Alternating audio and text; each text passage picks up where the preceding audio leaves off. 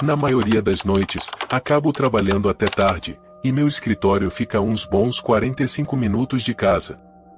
Mas, não importa o quão cansado ou ocupado eu esteja, sempre tive um ponto fraco por animais.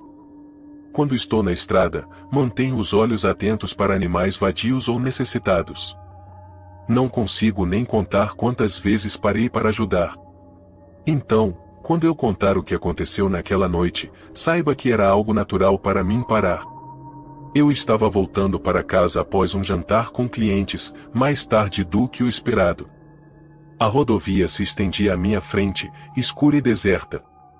Apenas o zumbido do motor e algumas músicas na rádio noturna me faziam companhia. Foi então que avistei algo estranho à frente, uma pequena forma na beira da estrada. Reduzi a velocidade, apertando os olhos enquanto os faróis iluminavam a figura. Amarrado a um poste havia um pequeno cachorro desalinhado, com a pelagem úmida e emaranhada, apenas sentado ali, como se tivesse desistido. Meu coração apertou. Que tipo de pessoa abandonaria um cachorro assim em um trecho escuro da rodovia? Antes que eu percebesse, já tinha encostado o carro. Peguei a coleira que sempre mantenho no porta-malas, um hábito adquirido após anos ajudando animais vadios. O cachorro não se moveu quando me aproximei, apenas ficou ali, com a cabeça baixa. Era uma coisinha pequena, pouco maior que um coelho, e parecia exausto, muito cansado até para latir. Me aproximei lentamente, sussurrando: "Ei, amiguinho, está tudo bem? Estou aqui para ajudar." Eu podia ver seus olhos escuros brilhando sob os faróis enquanto ele olhava para mim. Senti uma pontada de tristeza, mas, quando dei mais alguns passos, percebi algo pelo canto do olho. Virei levemente a cabeça e vi duas figuras paradas próximas à linha das árvores, seus rostos escondidos pela escuridão. Meu primeiro pensamento foi que eram apenas viajantes, talvez os próprios responsáveis por abandonar o cachorro. Talvez tivessem visto meu carro e vieram verificar. Mas algo na postura deles, uma quietude estranha e sem piscar acendeu um alerta na minha mente. Eles não se moviam em minha direção, apenas observavam. O cachorro choramingou, puxando a corda ao redor do pescoço, e senti um mal-estar súbito. Um dos homens se moveu, dando um passo à frente. Agora eu podia vê-lo mais claramente, uma figura larga, com os ombros grandes e as mãos soltas ao lado do corpo. Ele não disse nada, apenas deu mais um passo, de forma que parecia tudo, menos amigável. O segundo homem, menor e mais magro, permaneceu na sombra, apenas sua silhueta visível. "Esse cachorro é de vocês?" Gritei, tentando manter um tom neutro. O primeiro homem deu mais um passo, seus olhos fixos em mim. Um frio percorreu minha espinha. "Olha, só quero ajudar." O homem levantou a mão, me interrompendo, e finalmente falou: "Isso não tem a ver com o cachorro." Vi o brilho metálico de uma arma em sua mão. Meu coração disparou enquanto ele apontava para mim, os olhos com uma expressão fria e distante. Fiquei paralisado, sentindo o peso da situação. O segundo homem saiu das sombras e cruzou a curta distância entre nós em 2 passos rápidos, agarrando meu braço com força. "É o seguinte", disse ele, com uma calma assustadora. "Vamos até um caixa eletrônico. Você vai sacar todo o dinheiro que puder, sem gracinhas, sem chamadas. Assim você sai dessa ileso." De repente, o barulho de um motor ecoou atrás de nós, crescendo rapidamente. Faróis iluminaram a cena. O alívio tomou conta de mim ao ver um enorme caminhão parar no acostamento, a poucos metros do meu carro. A porta do motorista se abriu, e um homem alto e corpulento desceu, segurando uma arma. Seu rosto era uma máscara de fúria controlada. "Larguem a arma e soltem ela!" Ele gritou, com a voz reverberando pela estrada deserta. Os 2 homens congelaram, virando-se para encarar o caminhoneiro. Senti a mão que me segurava afrouxar. A tensão no ar era palpável. O caminhoneiro deu alguns passos à frente, firme, com a arma apontada para eles. O homem maior olhou para o parceiro, claramente ponderando as opções. Mas a visão da arma do caminhoneiro, implacável, o fez decidir. Lentamente, me soltaram e ergueram as mãos. Tropecei em direção ao caminhoneiro, sem olhar para trás, sentindo sua presença sólida me protegendo. Subi no carro, tremendo, enquanto o caminhoneiro mantinha os olhos fixos neles. Assim que liguei o motor, ele sinalizou para que eu seguisse em frente, prometendo garantir que eles fossem embora. Enquanto dirigia, ainda em choque, liguei para a polícia, relatando tudo. No dia seguinte, soube que encontraram o cachorro, mas os homens haviam desaparecido. Desde aquela noite, passei a ser mais cauteloso. Embora meu instinto ainda seja ajudar, sei que não posso deixar a compaixão me cegar para o perigo. E sempre serei grato ao caminhoneiro que apareceu na hora certa. Estar na estrada sozinho é algo com o qual já me acostumei no meu trabalho. Como advogado, viajo frequentemente entre cidades para consultas, ensaios e mediações, muitas vezes tarde da noite ou bem cedo pela manhã.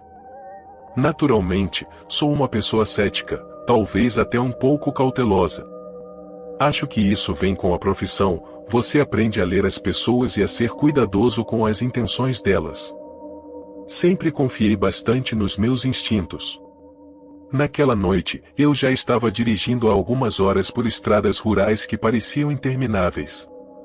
Era um longo trecho vazio, e eu não via outro carro a quilômetros. Foi então que avistei um posto de gasolina iluminando a escuridão à frente. Decidi parar. Era um lugar pequeno, um daqueles postos quase abandonados onde você abastece, paga na janela e segue viagem. Nada fora do comum. Faltavam poucas horas para chegar em casa, mas a estrada tinha me cansado, e uma parada rápida parecia uma boa ideia. Encostei em uma das bombas e saí do carro para me alongar. Enquanto me dirigia para pegar o bico de gasolina, ouvi uma voz que me chamou a atenção.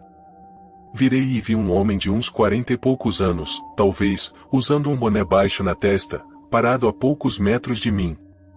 Não ouvi seus passos se aproximando, o que já foi desconcertante por si só, mas mantive minha expressão neutra e forcei um sorriso educado. Não, obrigado. Estou bem, respondi, tentando me concentrar na bomba de gasolina. O homem não entendeu a dica. Em vez de ir embora, permaneceu por perto, me observando enquanto eu enchia o tanque. Para onde você está indo? Algum lugar por aqui? Ele perguntou, olhando para o meu carro como se estivesse me avaliando. Só uma longa viagem de volta para casa. Apenas passando por aqui, respondi, tentando soar casual. Longa viagem, hein? Ele assentiu, como se isso explicasse algo. Você sabe que não deveria estar dirigindo sozinho tão tarde. Tem muita gente por aqui que não tem as melhores intenções. Aquele comentário me deixou desconfortável, mas dei de ombros. As pessoas dizem coisas assim às vezes, mesmo sem perceber que estão sendo invasivas, falei. Ele não parecia disposto a encerrar a conversa. Quero dizer, pense nisso. Coisas ruins podem acontecer por aqui, pneus furados, problemas no motor, é difícil conseguir ajuda quando você está a quilômetros de qualquer coisa. O tom das suas palavras era perturbador, quase como se ele estivesse plantando ideias na minha cabeça. Fiz o possível para não reagir, mas era difícil ignorar a sensação de desconforto. É verdade, respondi, mantendo meu tom casual enquanto, por dentro, já fazia minha lista mental, abastecer, pagar e sair dali o mais rápido possível. De repente, ele perguntou, você está viajando sozinho? A pergunta foi invasiva, como se ele estivesse tentando se intrometer em algo que não era da sua conta. Meu alerta disparou imediatamente. Estou encontrando meu marido logo à frente. Ele está uns 10 minutos atrás de mim, menti, sem hesitar, mantendo minha expressão neutra.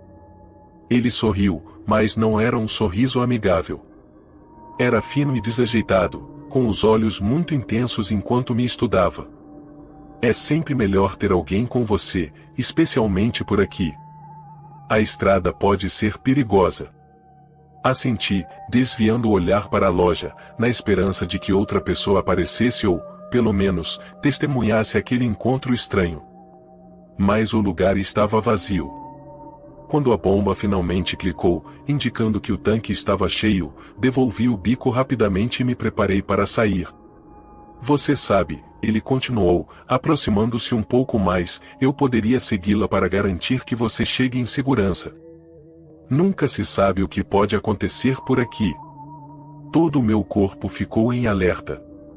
Ele não era um estranho amigável, estava sondando, procurando vulnerabilidades. Não é necessário, como eu disse, meu marido está logo atrás de mim, respondi, mantendo a calma. Entrei no carro, tranquei as portas e liguei o motor. Ele continuava parado ao lado da bomba, me observando atentamente enquanto eu saía do posto. Alguns quilômetros depois, vi faróis no retrovisor. Meu coração apertou. Era ele. Ele me seguia de perto, os faróis iluminando meu carro de forma inquietante. Minha mente corria com possibilidades. Eventualmente, entrei em uma pequena cidade, tentando despistá-lo. Mas ele continuava me seguindo. Vi uma cafeteria ainda aberta e decidi parar lá, fingindo calma. Entrei rapidamente e pedi ao atendente que chamasse a polícia. Pouco tempo depois, um carro policial chegou e abordou o homem, que tentou se justificar dizendo que estava apenas tentando ajudar. Os policiais garantiram que ele não me seguiria mais. Permaneci na cafeteria até ter certeza de que estava seguro para seguir viagem. Aquele encontro me lembrou que o perigo pode se esconder por trás de um sorriso e que, às vezes, as ameaças mais inquietantes vêm disfarçadas de bondade. Viajar sozinho é algo que vem junto com o trabalho quando você é jornalista. Com o tempo, você acaba se acostumando com noites solitárias na estrada, destinos remotos e uma dieta constante de café de posto de gasolina e fast food. Depois de anos pulando de um local para outro, eu diria que já me sentia muito confortável estando sozinho. Sabia como ler mapas, planejar rotas e manter a calma, mas há coisas para as quais ninguém pode realmente se preparar, não importa o quanto tenha viajado. Estava dirigindo de volta de uma entrevista em uma cidadezinha, em um trecho de estrada cercado apenas por campos e montanhas. Eu estava trabalhando em uma série de artigos sobre cidades remotas e as pessoas que moravam lá. Após um longo dia de entrevistas, tudo o que eu queria era chegar ao hotel, tomar um banho e descansar. A rodovia estava praticamente deserta, o que era típico para aquele horário da noite. Liguei a música, me ajeitei no banco e foquei na estrada à frente. A primeira vez que percebi o caminhão foi quando olhei pelo retrovisor e vi aqueles faróis enormes brilhando atrás de mim. Eles eram tão intensos que, por um segundo, achei que talvez eu não tivesse notado algum carro vindo atrás. Ajustei os espelhos e diminui um pouco a velocidade, esperando que o caminhão me ultrapassasse, mas ele não passou. Em vez disso, manteve-se exatamente na minha velocidade, ficando apenas a poucos metros do meu carro. Olhei para o velocímetro, eu estava um pouco acima do limite de velocidade, o suficiente para que qualquer motorista com pressa quisesse ultrapassar. Mas aquele caminhão continuava tão próximo que seus faróis preenchiam todo o meu retrovisor, ofuscando minha visão. Tentei não pensar muito nisso, imaginando que talvez o motorista fosse inexperiente ou estivesse dirigindo com cautela. Acelerei para abrir distância, e por um momento pareceu que ele desistiria. Porém, logo depois, o caminhão acelerou novamente, fechando a distância entre nós. Dessa vez, ele estava ainda mais próximo. Os faróis eram praticamente cegantes, dificultando minha visão dos espelhos. Meu coração começou a acelerar, e senti um calafrio na nuca. Tentei manter a calma, mas a proximidade constante do caminhão era impossível de ignorar. Pisquei as luzes de freio, esperando que ele recuasse, mas não adiantou. Ele continuava grudado no meu para-choque. A estrada parecia se estender infinitamente, sem nenhum posto de gasolina ou saída à vista. Finalmente, avistei uma pequena placa indicando uma estrada rural. Sem pensar muito, virei para a saída, torcendo para que o caminhão seguisse em frente. Olhei pelo retrovisor, observando os faróis pairarem na entrada da rampa. Por um momento, pensei que ele me seguiria, mas, no último segundo, o caminhão desviou, continuando pela rodovia. Parei no acostamento, as mãos tremendo, e finalmente soltei o ar que estava prendendo. O único som era o meu coração disparado. Assisti as luzes traseiras do caminhão desaparecerem na escuridão. Permaneci ali por um tempo, tentando entender o que acabará de acontecer. Já fiz muitas viagens tarde da noite, mas nunca havia sentido esse tipo de medo, uma sensação de estar sendo caçado. Quando me recuperei, decidi procurar a delegacia de polícia mais próxima e relatar o incidente. Mesmo achando que poderiam considerar meu relato exagerado, algo naquela experiência parecia intenso demais para ser ignorado. Para minha surpresa, o policial levou a história a sério e prometeu investigar. Alguns dias depois, recebi um telefonema informando que haviam localizado o caminhão e o motorista. Ele estava sob o efeito de drogas, e seu comportamento errático provavelmente era resultado disso. Saber que ele não pretendia me assustar intencionalmente não tornou a experiência menos aterrorizante. Foi um lembrete de como é perigoso estar sozinho na estrada, vulnerável ao comportamento imprevisível de estranhos. Desde então, tomo mais precauções, planejo melhor minhas rotas, mantenho o celular carregado e evito dirigir tarde da noite sempre que posso. E toda vez que vejo faróis no retrovisor, não consigo evitar lembrar daquele caminhão e daquela perseguição aterrorizante. Agora, mesmo sendo alguém acostumado a viajar sozinho, nunca baixo a guarda. É um lembrete desconfortável de que, embora a estrada pareça vazia, você nunca está realmente sozinho e, às vezes, a companhia que encontra é a última coisa que gostaria. Eu sou paramédico, então ajudar as pessoas é algo que vem naturalmente para mim. Sou treinado para correr em direção ao problema, mesmo que nem sempre seja a opção mais segura. Na maioria dos dias, consigo separar o trabalho da minha vida pessoal, mas há momentos em que esse instinto de ajudar pode me levar direto para algo para o qual eu não estava preparado. Foi exatamente isso que aconteceu em uma rodovia há alguns meses. Estava voltando de uma visita aos meus pais, que moram em uma cidade a algumas horas de distância.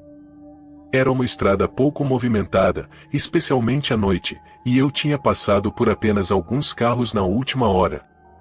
A noite estava tranquila, daquelas em que o som do motor do carro parece o mais alto por quilômetros ao redor. Era uma sensação de paz. Mas então, ao fazer uma curva, algo à frente chamou minha atenção imediatamente.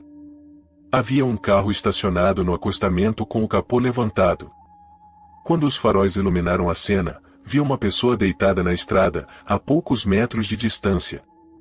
Ela estava imóvel, de bruços, ali no brilho dos meus faróis. Já lidei com de tudo, desde pequenos arranhões até grandes desastres rodoviários, então meu primeiro instinto foi encostar e verificar se a pessoa estava bem. No entanto, ao reduzir a velocidade, uma sensação estranha me invadiu, um pressentimento de que algo não estava certo. Primeiro, não havia marcas de derrapagem na estrada, um detalhe pequeno, mas significativo. Se o carro tivesse parado repentinamente, seria normal ver ao menos um leve traço de borracha no asfalto. Além disso, o carro estava em perfeitas condições, posicionado de forma quase calculada, mas sem bloquear completamente a estrada, como se tivesse sido colocado ali de propósito. Retirei o pé do acelerador, considerando minhas opções. Cada fibra do meu treinamento me dizia para sair e ajudar, mas algo no meu íntimo insistia que eu deveria continuar dirigindo. Mesmo assim, decidi parar. Eu não podia simplesmente deixar alguém deitado ali, mesmo que fosse arriscado. Sou paramédico, e se houvesse uma pequena chance de alguém precisar de ajuda, eu tinha que conferir. Saí do carro, mas mantive os faróis acesos e a porta aberta, caso precisasse reagir rapidamente. Caminhei em direção ao carro, atento ao que estava ao meu redor. O ar estava parado, e tudo o que eu conseguia ouvir era o motor do meu próprio veículo. Conforme me aproximava, a cena ficava mais clara. A pessoa no chão não se movia, deitada de bruços, com os braços estendidos de forma estranha, como se tivesse desmaiado. Chamei: "Ei, você está bem?" Não houve resposta. Dei mais um passo, mas aquele pressentimento na minha barriga só aumentou. Olhei para o carro novamente, tentando observar os detalhes. O capô estava levantado, mas não havia fumaça nem vapor saindo. Normalmente, um carro que tivesse quebrado há pouco tempo apresentaria algum calor residual. Porém, este parecia estar ali há bastante tempo, intacto. Então, percebi um leve movimento na escuridão, um borrão além do alcance dos meus faróis. Meus instintos entraram em ação, e eu congelei. Ouvi passos vindos da minha direita, perto da vegetação na beira da estrada. Antes que pudesse reagir, mais passos vieram da esquerda. Não precisei olhar para entender que estava cercado. Naquele momento, percebi que tinha caído em uma armadilha. 3 homens saíram das sombras ao meu redor, cada um segurando algo, talvez canos ou pés de cabra.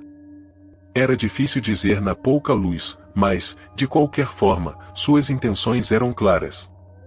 Um deles, o mais alto, deu um passo à frente com um sorriso malicioso. "Carteira, chaves, qualquer coisa que você tenha", disse ele. Meu coração disparou, mas sabia que não deveria reagir. Lentamente, peguei minha carteira e a joguei para ele. Pediram também as chaves do carro. Apesar de doer entregar o veículo, não valia a pena arriscar minha vida por isso.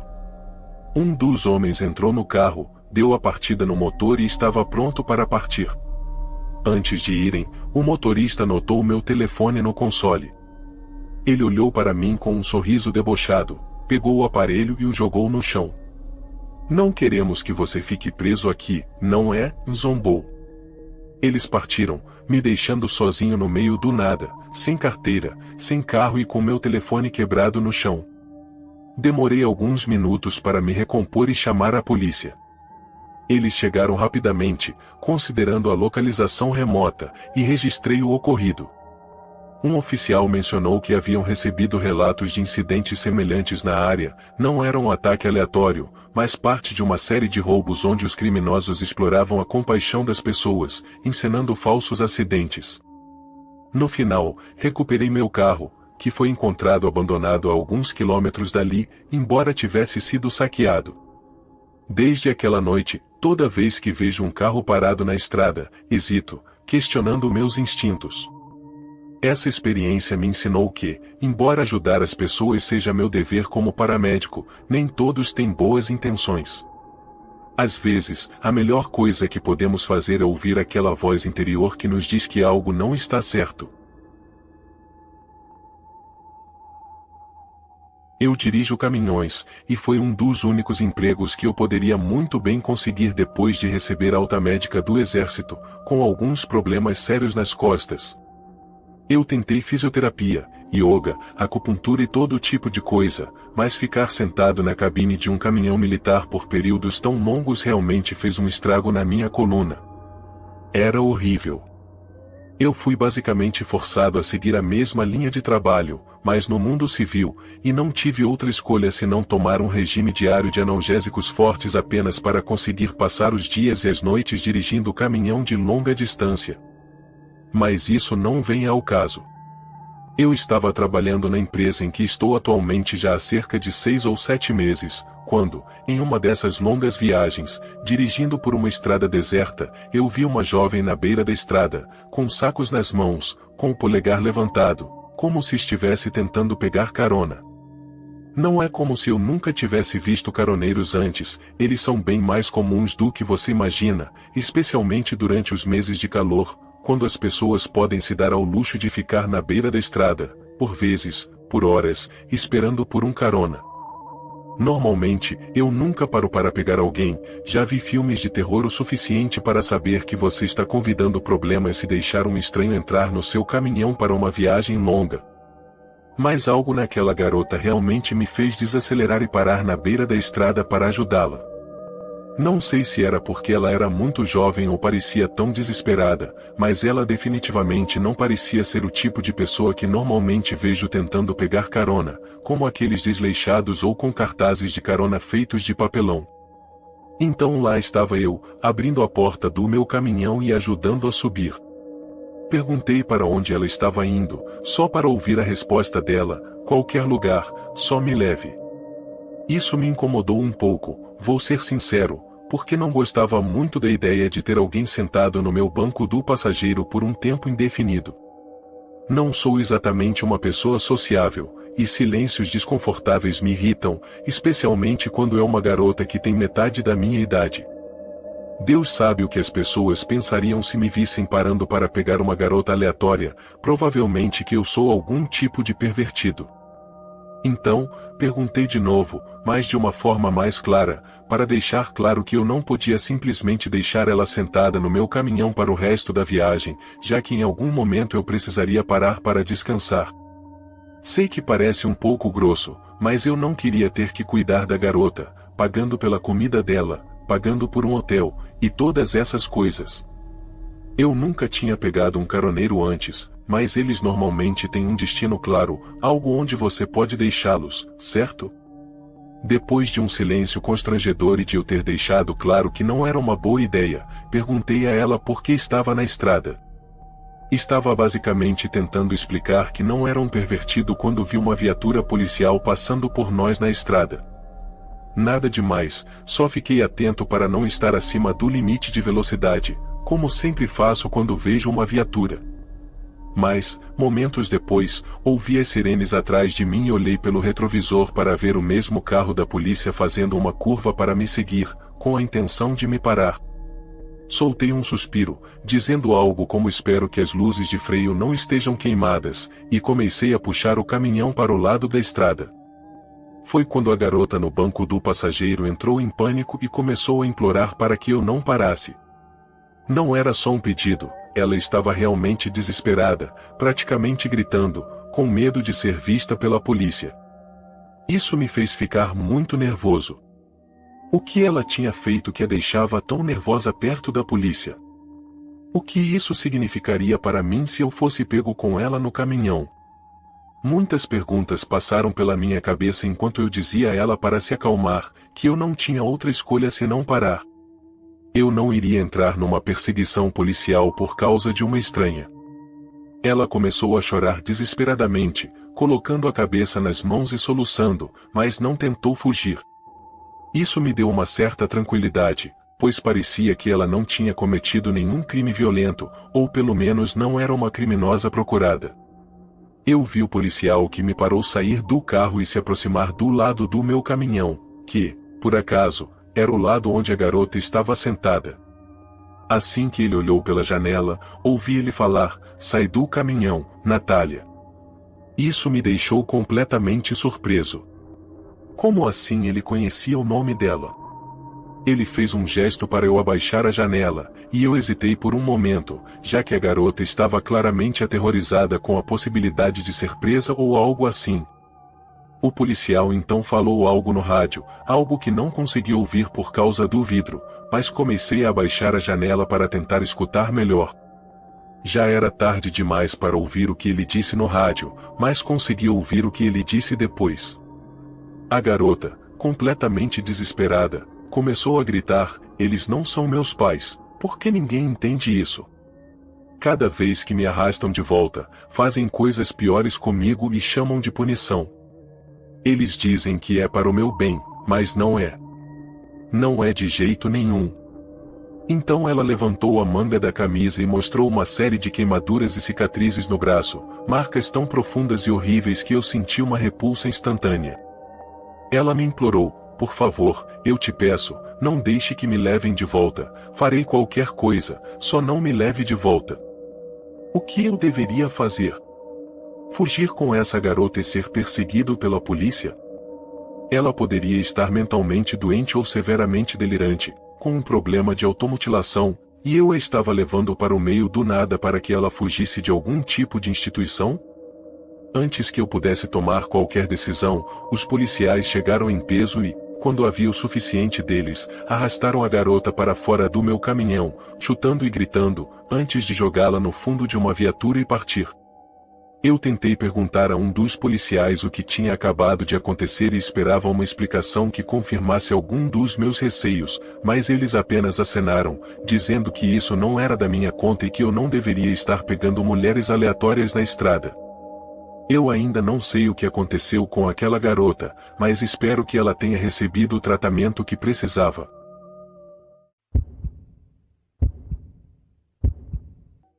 Mudar de uma região para outra pode ser uma experiência empolgante, mas também pode trazer várias situações estressantes.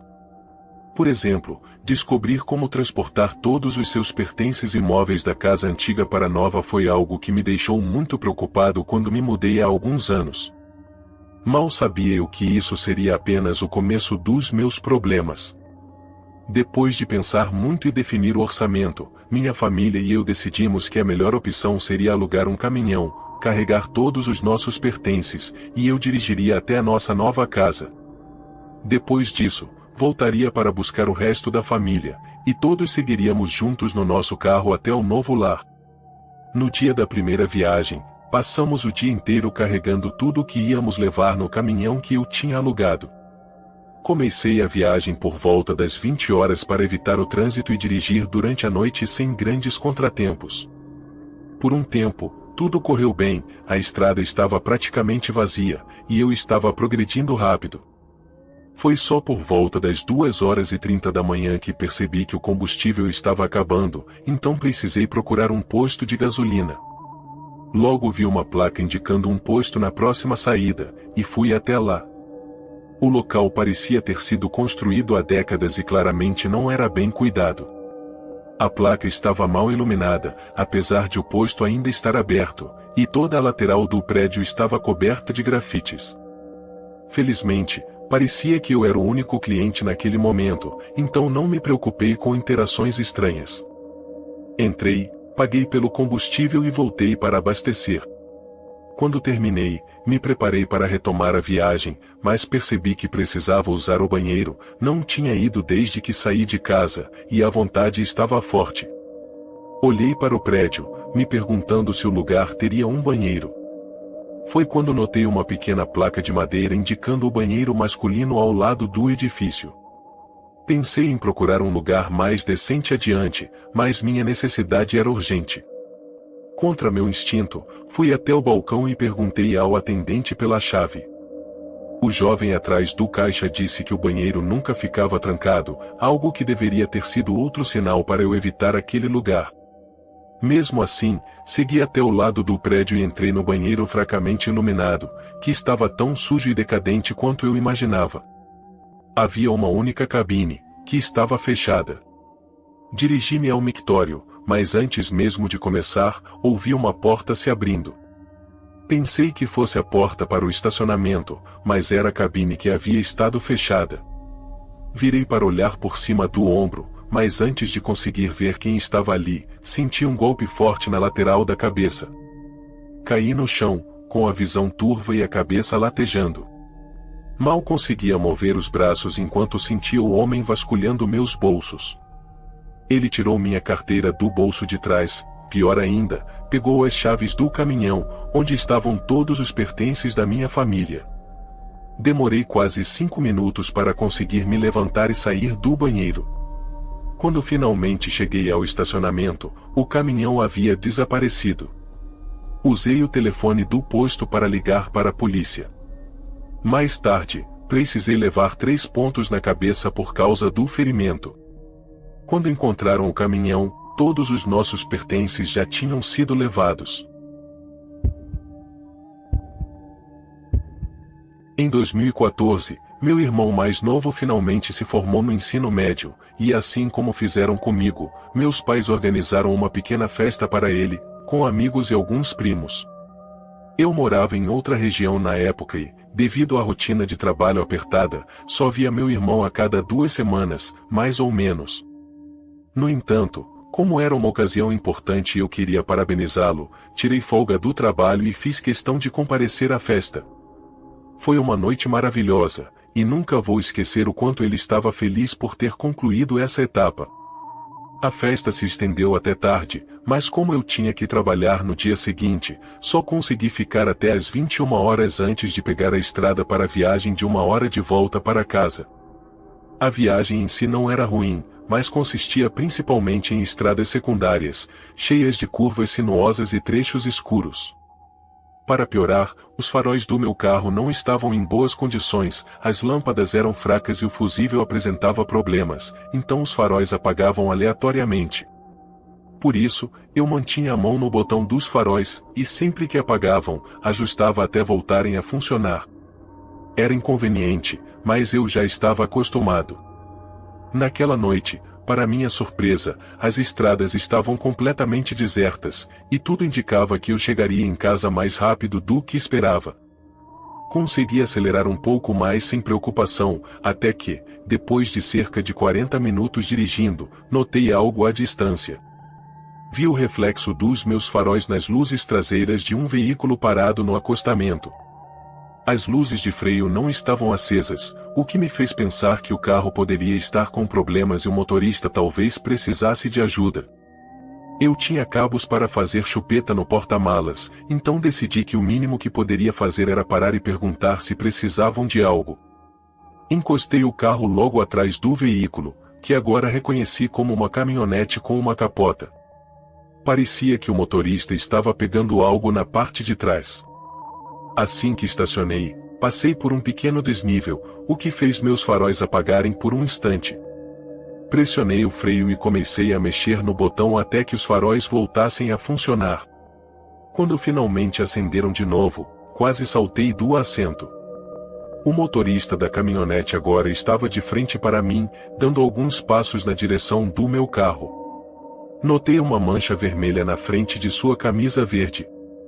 Meus olhos desviaram para a traseira da caminhonete, onde vi que ele estava tirando algo alto, envolto em um cobertor ou tecido grosso.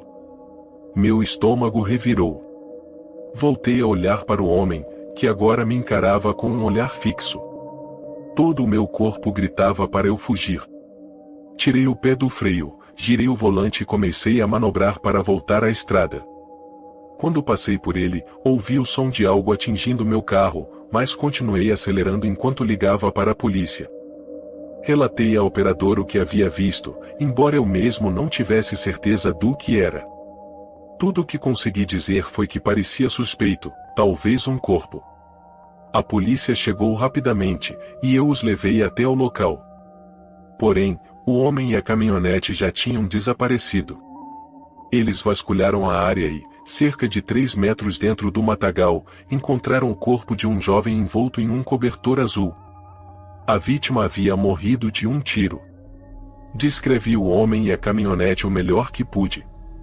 Foram necessários quase 2 anos até que o suspeito fosse preso.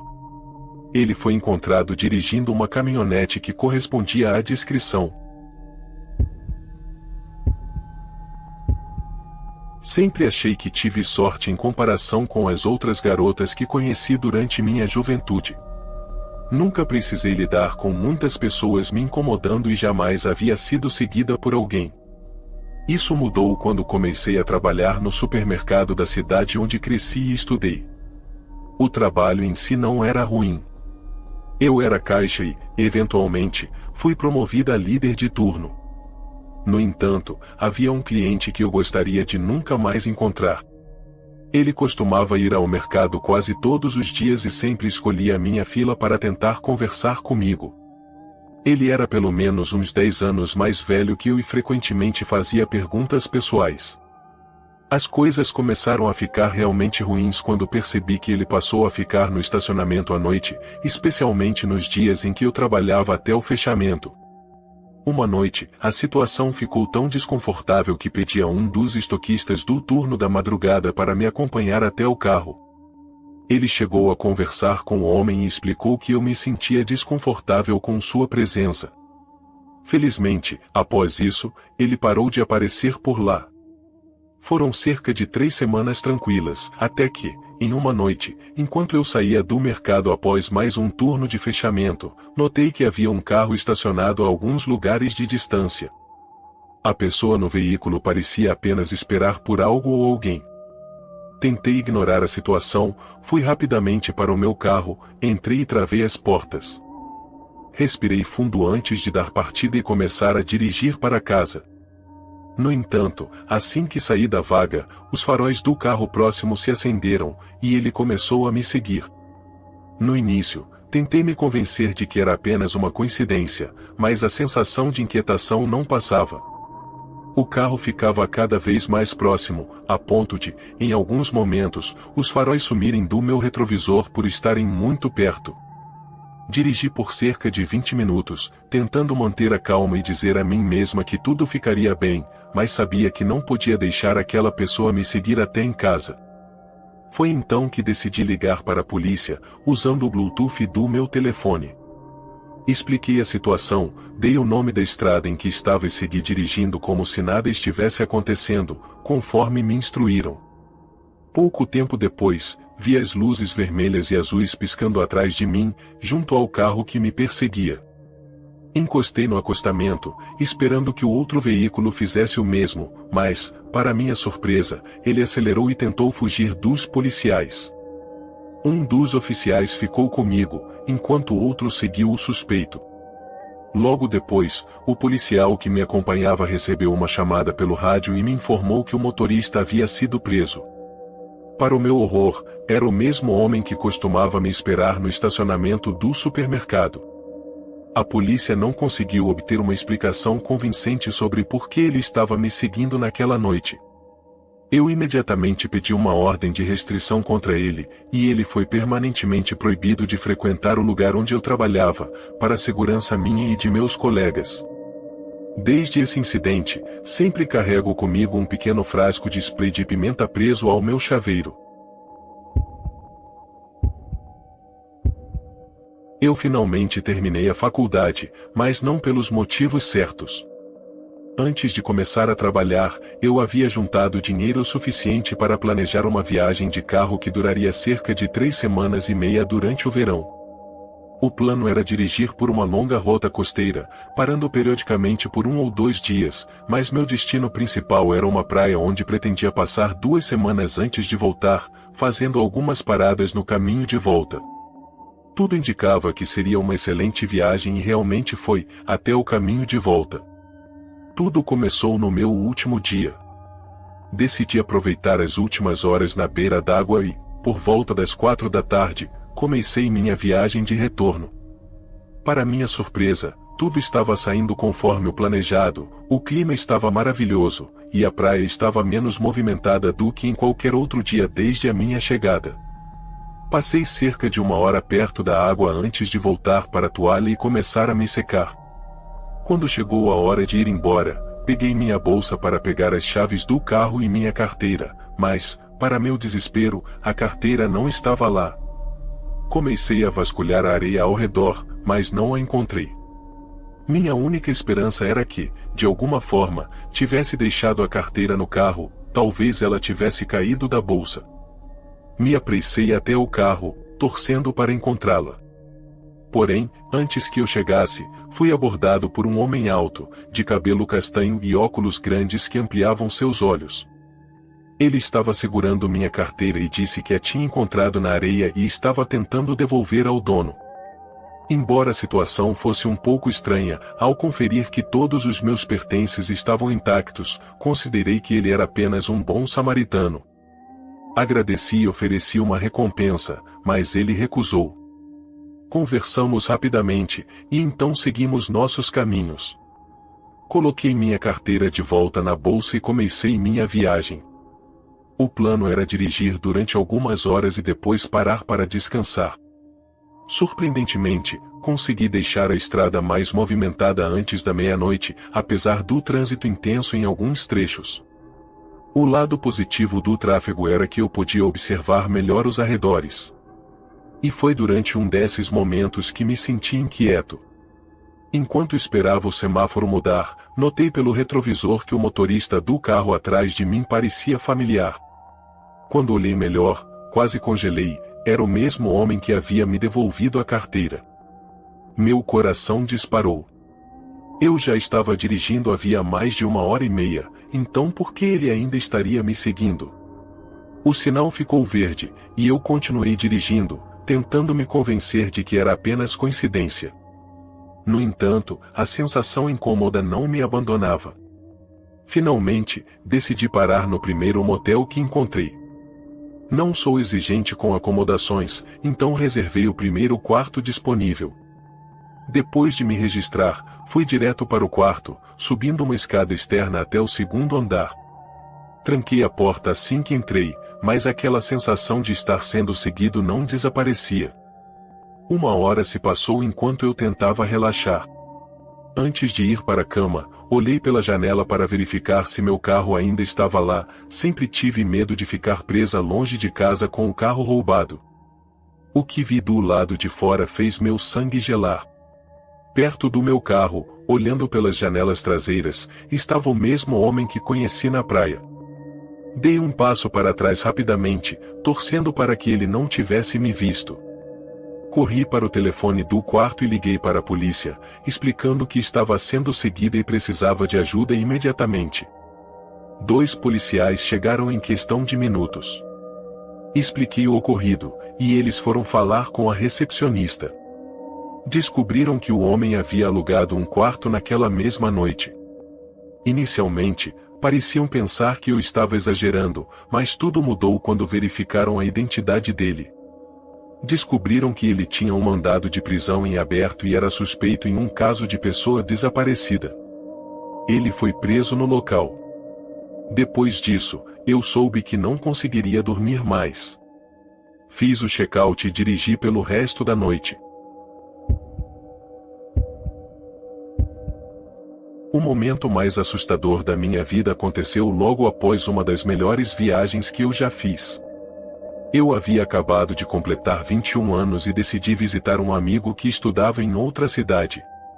Foi uma experiência surreal comparada com o que eu estava acostumado, e fiquei muito triste quando chegou ao fim. Depois de passar cerca de uma semana com meu amigo, passeando e curtindo o calçadão, finalmente chegou a hora de voltar para casa. Meu plano era dividir a viagem em 4 dias, e se tudo corresse bem, eu estaria de volta no final da tarde do segundo dia de direção. Mas a jornada acabou se estendendo, quase custando minha vida. A primeira parte da viagem foi tranquila. Saí cedo e atravessei vários estados, parando para passar a noite em um hotel. No entanto, no segundo dia, tudo começou a dar errado. Comecei a dirigir logo pela manhã e estava fazendo um bom progresso, até ouvir o som inconfundível de um pneu furado. Assim que senti o carro perder estabilidade, encostei no acostamento e torci para ter um step no porta-malas. Felizmente, havia um pneu pequeno, o famoso pneu de emergência. Quem entende de pneus sabe que esse tipo de step não é feito para longas distâncias. Meu plano era usá-lo apenas até encontrar uma oficina para comprar um pneu novo. No entanto, nem sempre as coisas saem como planejamos. Continuei seguindo as direções do GPS, e enquanto dirigia em uma rodovia bastante movimentada perto de uma ponte, algo terrível aconteceu. Era meio-dia e o trânsito estava surpreendentemente pesado.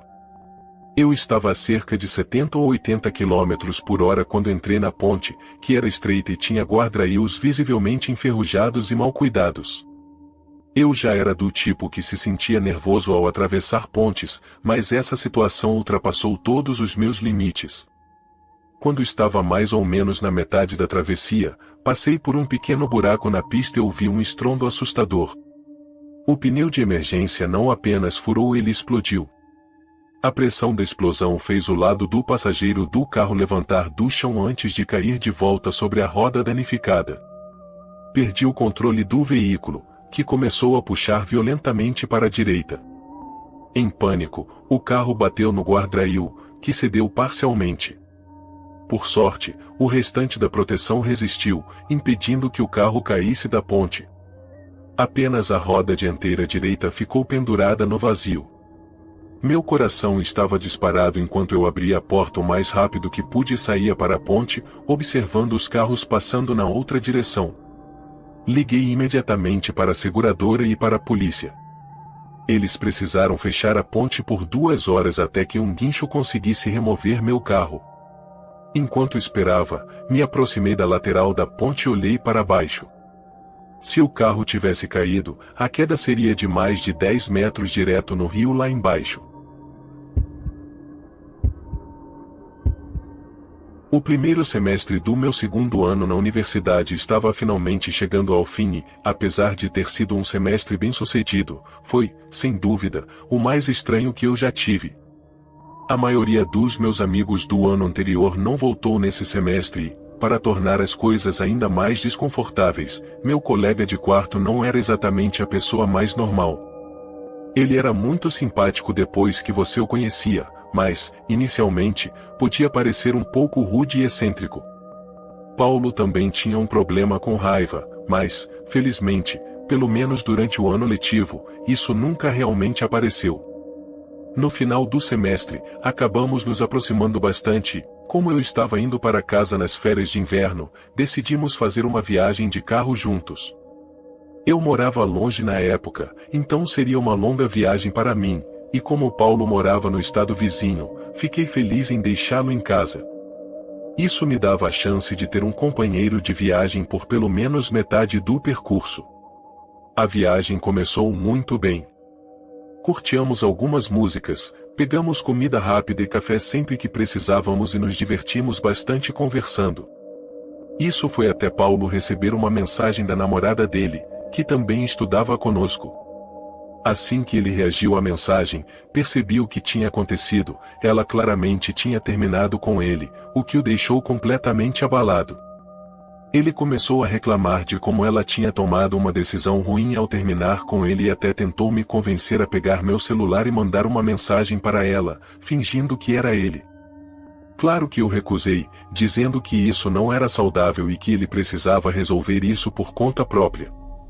Paulo não gostou nada dessa resposta e começou a levantar a voz comigo. Eu tentei acalmá-lo, sugerindo que ele relaxasse e que poderia ligar para ela quando chegasse em casa, e que as coisas se resolveriam como deveriam. Não sei como, mas ele teve a ideia de simplesmente ir até a casa dela. Agora, havia 2 problemas com isso. O primeiro é que isso seria muito estranho. Não se pode fazer isso, principalmente porque a garota morava em outra cidade. Nunca vou esquecer o olhar nos olhos dele quando ele me perguntou se eu estaria disposto a virar o carro e voltar para onde ela estava, para que ele pudesse explicar a ela, nas palavras dele, os erros dela. Obviamente, minha resposta foi um não enfático, ao que ele novamente começou a gritar comigo, o que eu já esperava. O que eu não esperava foi o que ele fez em seguida. O rosto de Paulo ficou vermelho e ele começou a gritar como se o mundo fosse contra ele, dizendo que ele deveria poder pegar o que quisesse. Foi nesse momento que ele começou a pegar algo do bolso e tirar de lá um estilete amarelo bem visível. Nesse instante, a expressão de seu rosto se acalmou, e ele, com um olhar vazio, virou-se e pressionou o estilete não aberto contra minha costela, me dizendo para parar o carro. Eu nunca tinha visto Paulo assim, então não questionei. Parei o carro no acostamento e ele me forçou a sair antes de pular para o banco do motorista. Assim que assumiu o controle do carro, Paulo acelerou rapidamente e fez uma manobra extremamente perigosa no meio do tráfego. Ele claramente não estava em seu estado mental normal e não percebeu que meu celular ainda estava no meu bolso. Como eu não sabia se ele realmente não iria machucar ninguém, liguei para a polícia e relatei o roubo do meu carro. Expliquei tudo o que tinha acontecido, e Paulo foi preso quando estava indo para outro estado. A patrulha rodoviária avistou meu carro e conseguiu interceptá-lo sem que ninguém ficasse ferido. Eu estava dirigindo para a casa de um amigo, onde iríamos passar o final de semana praticando esportes na neve. Na época, eu tinha 2 carros, um modelo mais novo e outro mais antigo, que era o que eu estava dirigindo naquela noite. Eu havia colocado todo o equipamento de esportes na neve na caçamba do veículo. Já estava a cerca de 45 minutos de distância do local, e o clima estava bem sombrio. Era tarde da noite, cerca de 1 da manhã, e estava nevando. Não havia praticamente mais nenhum carro na estrada. Eu tinha acabado de pegar o carro de volta do mecânico, após mais uma visita, já que tinha problemas constantes com o veículo. E naquela noite, a situação não foi diferente. No pior momento possível, em uma estrada escura e silenciosa, o motor começou a superaquecer rapidamente. Eu reduzi a velocidade e estacionei na beira da estrada, esperando que o motor esfriasse. Quando tentei continuar a viagem, o problema persistiu. O motor estava superaquecendo novamente, então parei o carro, desliguei o motor e fui tentar identificar o problema, mas era impossível fazer isso no escuro e na neve. Tentei ligar para um amigo, mas não havia sinal de celular, o que me deixou desesperado. Resolvi ficar dentro do carro e deixá-lo ligado para me aquecer. Percebi que, enquanto o carro estivesse parado, o motor não superaqueceria. Quando vi um carro se aproximando, liguei as luzes de emergência e acenei com os braços. O carro parou. Era um carro pequeno, e o motorista desceu a janela. Agradeci e pedi para usar o celular. Ele me perguntou o que tinha acontecido, e expliquei que o carro estava superaquecendo. Ele me perguntou se eu estava sozinho, e depois de uma breve pausa, eu respondi que sim. Ele me deu o celular, que aparentemente tinha sinal, e liguei para o meu amigo, que me orientou a chamar uma empresa de guincho e me avisou que viria me buscar. Durante as ligações, o motorista ficou me observando o tempo todo. Eu tentei não olhar para ele. Quando terminei, devolvi o celular e agradeci. Ele simplesmente disse de nada e, sem mais palavras, levantou o vidro da janela e seguiu pela estrada nevada, sumindo na escuridão. Depois de vê-lo desaparecer, fiquei novamente sozinho. Entrei de volta no carro para me aquecer. Desliguei os faróis por um momento para ver quão escuro estava lá fora. A escuridão era total, e eu não conseguia ver nada além de uma parede preta. Fiquei aguardando, tentando me distrair jogando no celular, até que de repente houve um estrondo na janela do passageiro. Eu pulei de susto e olhei para a janela, mas não conseguia ver muito da pessoa, pois estava muito escuro.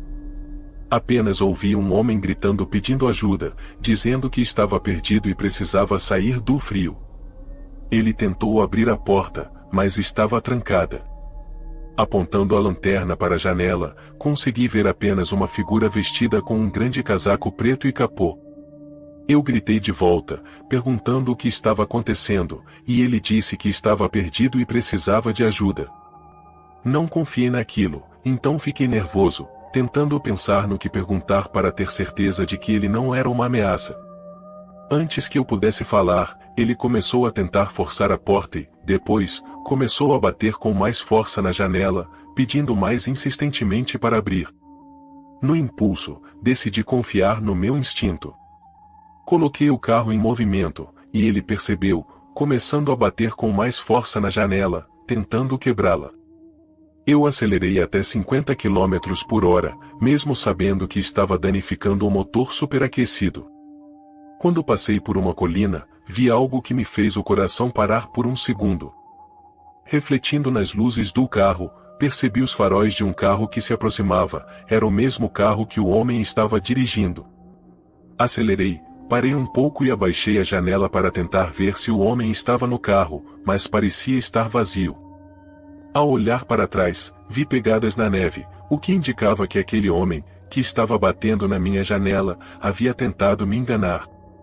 Continuei dirigindo, apesar de estar estragando ainda mais o motor, mas naquele momento, não me importava. Parei novamente quando vi os faróis de um guincho se aproximando, e quando percebi que era a ajuda que eu precisava, fiquei aliviado. O motorista do guincho chegou, e depois de ouvir o que aconteceu, ele fez uma piada dizendo que tinha chegado na hora certa. Perguntou se o homem tinha alguma arma, mas eu disse que não sabia. Ele respondeu que devíamos ser rápidos. Levou cerca de 15 minutos para carregar o carro, e durante esse tempo, o outro carro não passou por nós. Era possível que o homem tivesse virado e seguido para o outro lado para evitar ser visto. Usei o celular do motorista para ligar para meu amigo e pedir que nos encontrássemos na oficina. No final das contas, o fim de semana de esportes na neve ainda aconteceu, e a oficina substituiu a bomba d'água quebrada do meu carro. Eu o vendi poucas semanas depois. Fico feliz por não ter abaixado a janela ou destrancado a porta para aquele homem. Se o tivesse feito, poderia não estar mais aqui para contar essa história. Eu tive minha primeira namorada aos 17 anos e morava com a minha mãe na época, porque meus pais se separaram quando eu tinha 11. Um dia, convidei minha namorada para sair e ela aceitou. Nós dois tínhamos empregos, eu trabalhava em um supermercado local e ela trabalhava em uma cafeteria famosa. Nós dois trabalhávamos durante o dia e estávamos no último ano do ensino médio. O motivo de eu tê-la convidado para sair naquele dia é que era sexta-feira e quase não tínhamos tarefas de casa. Depois do trabalho, fui buscá-la na casa dela e fomos a um restaurante pequeno, a 10 minutos da minha casa, porque era tudo o que eu podia pagar naquela época. Comemos e depois voltamos para a casa dela para passar um tempo juntos. Já estava escuro, e ela reclamou de como nossa noite de encontro foi curta.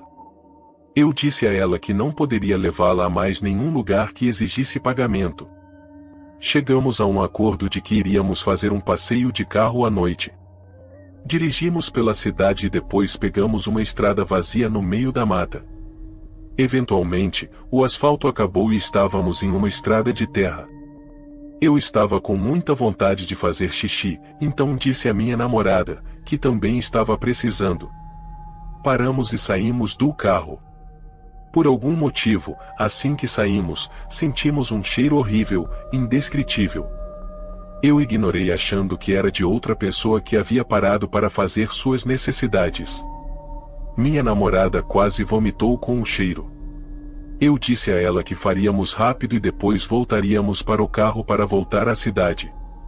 Havia uma pequena área plana, que era o melhor lugar para fazer xixi. Fizemos o que precisávamos e então estávamos a caminho de volta para o carro, mas, no caminho, ouvimos um barulho vindo do lado esquerdo.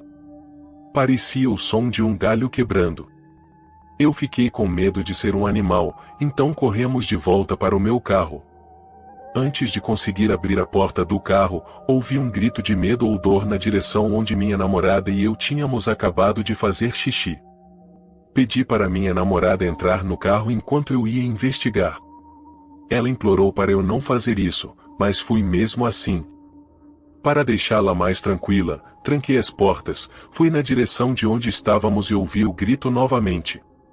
Por algum motivo, perdi toda a coragem para investigar, agora que o som estava bem mais perto. Quando ouvi o grito, parecia vir da mesma direção de onde tínhamos ouvido o galho quebrando. Em vez de seguir naquela direção, peguei meu celular, liguei a lanterna e tirei uma foto. Quando o flash disparou, vi um homem com uma camisa branca listrada de preto e uma lona azul bem na frente dele. Ele estava apenas parado ali. Não hesitei, corri de volta para o carro, destranquei as portas, entrei, coloquei o carro em marcha e acelerei. Minha namorada ficou me perguntando o que aconteceu, já que viu que eu estava assustado. Eu disse que explicaria depois. Voltamos para a parte mais sombria da cidade e depois fomos para a casa dela. Entramos e fomos para o quarto dela. Foi aí que contei a ela que vi o homem com a lona azul na frente dele, apenas parado ali. Mostrei a foto para ela e ela ficou tão assustada quanto eu. Ela deixou eu passar a noite porque estávamos ambos com medo, além de ser sexta-feira e não termos trabalho nem escola no dia seguinte. Foi, sem dúvida, o momento mais assustador da minha vida. Não estamos mais juntos, eu tenho 23 anos e ela tem 22, mas continuamos sendo melhores amigos. Nos anos 80, minha tia Karina estava no início dos seus 20 anos. Isso foi antes de ela se casar com meu tio, Quando ela fazia longas viagens de carro entre a casa dos pais dela e a do meu tio para visitá-lo. Era um período de transição para eles. Ele tinha acabado de se formar, e ela ainda não havia se mudado para morar com ele. A viagem era longa, atravessando regiões desérticas e desertas, e levava horas. Estradas desoladas se estendiam por centenas de quilômetros, onde muitas vezes ela não via outro carro, muito menos um posto de gasolina. Karina iniciou uma dessas viagens, e depois de algumas horas dirigindo, percebeu um veículo escuro se aproximando lentamente. Ela mal deu atenção, continuando a cantar com o rádio, até que o carro chegou perigosamente perto. Desligou o rádio e olhou pelo retrovisor. O motorista piscava os faróis e fazia sinais com a mão, indicando para ela parar o carro. Alarmada, ela começou a reduzir a velocidade e procurou um lugar seguro para encostar, pensando que talvez algo estivesse errado com o veículo dela. No momento em que começou a sair da estrada, ela sentiu, como se ouvisse uma voz clara e firme, dizendo não pare. E novamente, com mais intensidade, não pare. Chame isso de Deus, intuição ou apenas um pressentimento, mas uma onda de adrenalina e medo tomou conta de Karina. Ela acelerou de volta para a estrada, com o coração disparado, perguntando-se o que tinha acabado de acontecer. Pelo retrovisor, viu o veículo escuro voltar para a estrada e continuar seguindo de perto, ainda sinalizando para que ela parasse. O medo e a confusão tomaram conta dela. Será que havia algo errado com o carro? E o que era aquele aviso tão claro que ela tinha sentido? Seria perigoso se o carro dela quebrasse naquele lugar deserto, especialmente numa época sem telefones celulares. Mas ela continuou dirigindo. Quando começou a questionar se realmente tinha sentido aquele pressentimento ou se estava exagerando, ela desacelerou novamente. Foi quando o veículo escuro aumentou a velocidade, entrou na pista contrária e ficou ao lado do carro dela. O motorista sorriu, apontou e sinalizou novamente para ela parar. Karina disse que, no momento em que olhou nos olhos dele, sentiu algo profundamente errado. Ela descreveu o homem como assustador e repulsivo, com um sorriso que mostrava dentes faltando. Aquela imagem ficou gravada na memória dela. O aviso em sua mente voltou ainda mais forte: não pare. Sem pensar duas vezes, ela pisou fundo no acelerador para tentar despistá-lo. O homem continuou perseguindo. Se ela diminuía a velocidade, ele também diminuía. Se ela acelerava, ele fazia o mesmo. A certa altura, ele começou a tentar empurrar o carro dela para fora da estrada. Karina, já à beira das lágrimas, continuava a ser aterrorizada por aquele homem, sozinha no meio do nada. Finalmente, depois do que pareceu uma eternidade, ela avistou 2 caminhões à frente. Decidiu que, se conseguisse se aproximar ou ficar entre eles, estaria segura. Com toda a coragem que tinha, acelerou ao máximo. O homem continuava piscando os faróis, buzinando e tentando atingir o carro dela, mas, assim que ela alcançou os caminhões e conseguiu se posicionar entre eles, o veículo escuro desacelerou e desapareceu de vista. Karina seguiu com os caminhões por horas, até se sentir segura o suficiente para parar em um posto de gasolina e desabar em lágrimas. Anos se passaram. Karina se casou com meu tio, que trabalhava como advogado. Ela virou mãe em tempo integral e, desde que a conheço, sempre foi fascinada por histórias de crimes reais. Documentários sobre mistérios não resolvidos eram frequentes na casa deles. Certo dia, enquanto dobrava roupas na cozinha, ela ouvia um programa na TV da sala. O entrevistado era um homem no corredor da morte, falando sobre suas táticas para atrair vítimas. Karina, distraída, continuou ouvindo enquanto ele descrevia que esperava à beira da estrada até ver uma mulher bonita dirigindo sozinha. Então, ele saía atrás dela, piscava os faróis, buzinava e fazia sinais para que parasse o carro. Karina congelou. O homem continuou explicando que, quando elas paravam, ele fingia oferecer ajuda, desconectava alguns fios do motor, e, quando o carro não funcionava, ele se oferecia para levá-las a um amigo que poderia consertar. Uma vez no carro, ele as atacava, matava e enterrava os corpos no deserto. Quando perguntado quantas vezes tinha feito isso, ele respondeu: nunca vão encontrar todos os corpos. Nem eu sei quantos foram. E quantas escaparam? Talvez 2 ou 3. Karina andou até a sala, apavorada, e viu o mesmo sorriso desdentado que nunca tinha esquecido, o rosto do homem que a perseguiu naquela noite na estrada. Era um dia quente de verão. Eu havia saído para uma trilha e acabei me perdendo seriamente, mas essa é outra história. Basta dizer que eu caminhei por um deserto sem trilhas por quilômetros e mais quilômetros. Quando finalmente encontrei uma estrada, estava tão longe do carro que não sabia para que lado seguir. Exausto e ainda a vários quilômetros de distância do veículo, continuei andando, completamente cansado. Finalmente, eu estava a caminho de casa, já no final da tarde de um dia ensolarado e quente de verão, após horas perdido nas montanhas e florestas.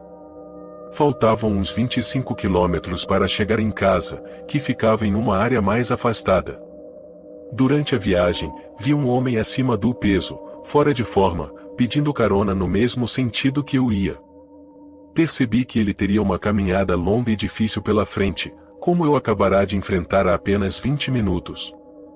Claro, senti pena do sujeito, já que ele parecia estar vivendo algo semelhante ao que eu acabará de passar, então parei e fiz sinal para ele entrar. Eu não sabia, mas os meus problemas do dia ainda não tinham acabado. Assim que ele abriu a porta, trocamos um olhar e um cumprimento, e ele entrou apertado no banco da frente. Disse que estava indo para um local perto da estrada, no caminho para minha casa, então seguimos viagem, conversando levemente. Durante a conversa, percebi que ele tinha um braço protético, feito de um plástico duro e pesado, com um gancho de metal no lugar da mão. Ele me contou que era um operador de máquinas pesadas de construção civil, mas estava desempregado, e que sua casa estava em processo de execução hipotecária pelo banco. Basicamente, ele estava vivendo de forma ilegal na própria propriedade, provavelmente se deslocando durante o dia para evitar ser despejado pelo oficial de justiça e voltando à noite para se esconder no porão. Em outras palavras, ele era um sem-teto transitório que ainda possuía um endereço fixo. Isso não me deixou alarmado na hora, mas talvez devesse. Sempre tenho histórias interessantes para contar, então compartilhei uma ou duas com ele para passar o tempo e tornar a viagem mais agradável. Ele ouviu educadamente, e, após um tempo, começou a compartilhar uma história própria.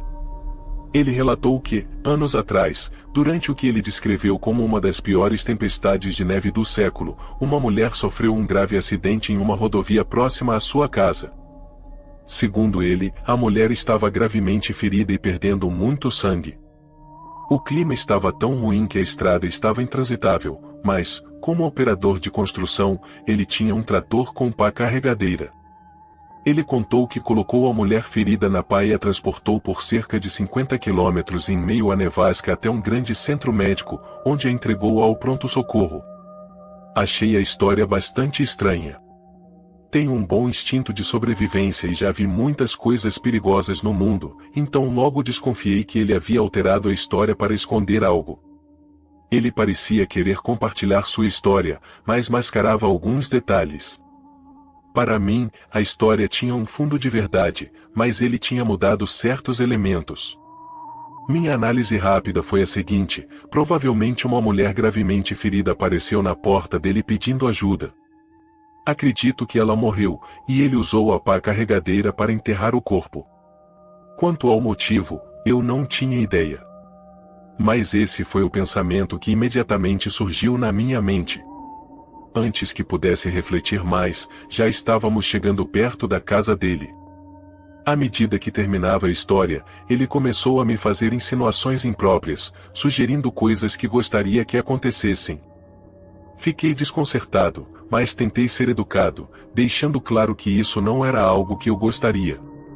Mesmo assim, ele continuou insistindo. O problema é que ele não aceitava um não como resposta. Percebi que a situação estava saindo do controle. Apesar disso, mantive a calma. Gosto de pensar que sou uma pessoa preparada para lidar com perigo real. Mas aquele homem era diferente. Ele não parecia intimidado pela minha postura, o que mostrava o quão perigoso ele era. Quando paramos na frente da casa dele, ele não saiu do carro. Ele levantou o braço protético, pesado como um tronco, e me olhou fixamente, sem dizer nada. Eu sabia que, se desviasse o olhar ou piscasse, ele provavelmente me atacaria com aquele braço. Ele era forte, apesar do peso extra. Claramente alguém acostumado ao trabalho pesado. Eu tinha um plano para situações em que um carona se mostrasse perigoso. Meu cinto de segurança estava preso, e o dele, não. Meu plano era acelerar o carro na direção da casa dele, atingir alta velocidade e lançá-lo pelo para-brisa. Eu também buzinar e fazer barulho para chamar a atenção de possíveis vizinhos. Mas percebi que, se ele me nocauteasse primeiro, eu provavelmente não sairia vivo dessa. Ele parecia ser alguém experiente em crimes e sabia o que estava fazendo. Com o olhar fixo nele, tentei demonstrar que estava preparado para lutar até o fim. Acho que ele percebeu isso, porque, de repente, abriu a porta e saiu. Saí rapidamente do local, acelerando de volta para a estrada.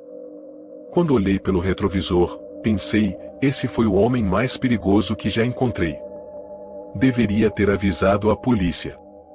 Mas, ao mesmo tempo, fiquei pensando que eles poderiam não me levar a sério, já que ele não havia realmente me atacado. Em retrospectiva, percebo que foi um erro. Cerca de 10 anos depois, a propriedade dele se tornou o centro de uma investigação policial. Uma mulher desaparecida foi encontrada morta em um lago próximo, dentro de um freezer que veio daquela casa. Histórias sombrias envolvendo ele e outras pessoas vieram à tona, mas prefiro não entrar em detalhes por respeito à família. 4 dias atrás, tive uma experiência que ainda não consegui superar. Eu estava cuidando do cachorro do meu namorado enquanto ele estava viajando. A casa dele fica em uma área semi-remota, em uma propriedade com algumas árvores ao redor, próxima a uma estrada e a um pequeno bairro rural. É o tipo de lugar que, ao mesmo tempo, parece seguro por conta da proximidade com vizinhos, mas também tem um ar de abandono, com casas mal cuidadas ao lado de outras bem mantidas. Ainda assim, não me senti inseguro em aceitar cuidar da casa e do cachorro dele. Tenho 2 cachorros, um meu e outro do meu namorado. Um deles é grande e musculoso, de aparência intimidadora, enquanto o outro é pequeno e mais dócil. Como não consigo passear com os 2 ao mesmo tempo por conta da diferença de força, levo um por vez. Normalmente passeio primeiro com o menor e, mais tarde, com o maior, já que me sinto mais segura com ele à noite.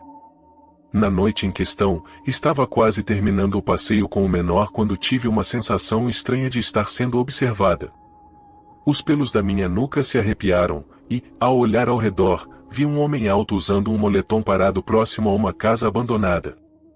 Achei estranho porque estava muito calor, e não era comum alguém usar algo tão pesado naquele clima. Tentei ignorar, pensando que talvez fosse apenas paranoia da minha parte, e continuei andando.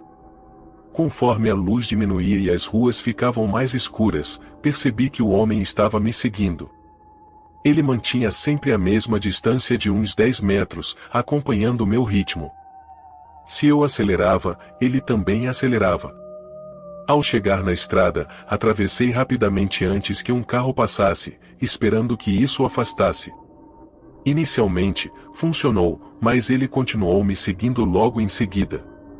Apressei o passo em direção à casa, tentando não olhar para trás, mas pude ouvir os passos dele ficando mais próximos. Meu cachorro menor percebeu a presença dele e começou a latir e rosnar. Quando finalmente cheguei em casa, entrei rapidamente, tranquei a porta e tentei me acalmar, achando que o pior havia passado. No entanto, poucos segundos depois, senti alguém tentando abrir a porta. Meus cachorros começaram a latir furiosamente. A porta não tem olho mágico, mas é fina o suficiente para ouvir quem está do outro lado. Perguntei quem era, e um homem respondeu, com uma voz estranha e sem emoção: "Eu gostei do seu cachorro. Posso conhecê-lo?" Aquilo me deixou gelada. Pedi para ele ir embora, mas ele repetiu a mesma frase. Em seguida, começou a forçar a maçaneta e empurrar a porta. Nesse momento, algo tomou conta de mim.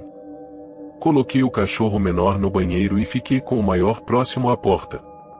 Ele estava agitado, rosnando e mostrando os dentes. Quando o homem empurrou a porta novamente, destranquei e abri apenas o suficiente para que o cachorro maior pudesse sair parcialmente. Ele avançou com tudo, latindo e tentando morder o homem. O sujeito recuou, quase caindo no chão, e fugiu colina acima sem nem olhar para trás. Depois de conseguir puxar o cachorro de volta, liguei para a polícia e expliquei o que havia acontecido. Eles disseram que não poderiam fazer muita coisa sem uma descrição clara do homem, mas registraram minha declaração e prometeram entrar em contato caso algo mais acontecesse. Naquela noite, chorei muito enquanto abraçava meus cachorros. Só então percebi o quão assustador tinha sido. No dia seguinte, fui a uma loja de pets e comprei o maior osso que encontrei para o cachorro grande, e algo especial para o menor também. Apesar do medo, estou muito grata por meus cães terem me protegido. Espero que o homem tenha aprendido a lição e pense duas vezes antes de tentar algo parecido novamente, porque, da próxima vez, meu cachorro pode não ser tão misericordioso. Minha família e eu decidimos nos mudar do nosso antigo apartamento para uma casa em uma área mais tranquila. Segundo meus pais, a vida seria muito mais fácil lá. Eles nunca gostaram da cidade e, com o passar do tempo, ficaram mais atraídos pela tranquilidade do campo. Na época, o custo das passagens de avião estava muito alto, e não tínhamos dinheiro de sobra. Por isso, meus pais decidiram que iríamos de carro até a nossa nova casa. Era uma viagem longa, mas, considerando as diversas viagens de carro que já havíamos feito ao longo dos anos, parecia algo possível. Depois de empacotar tudo, começamos a viagem, que duraria cerca de 15 horas. Estávamos mais ou menos na metade do trajeto quando algo muito estranho aconteceu.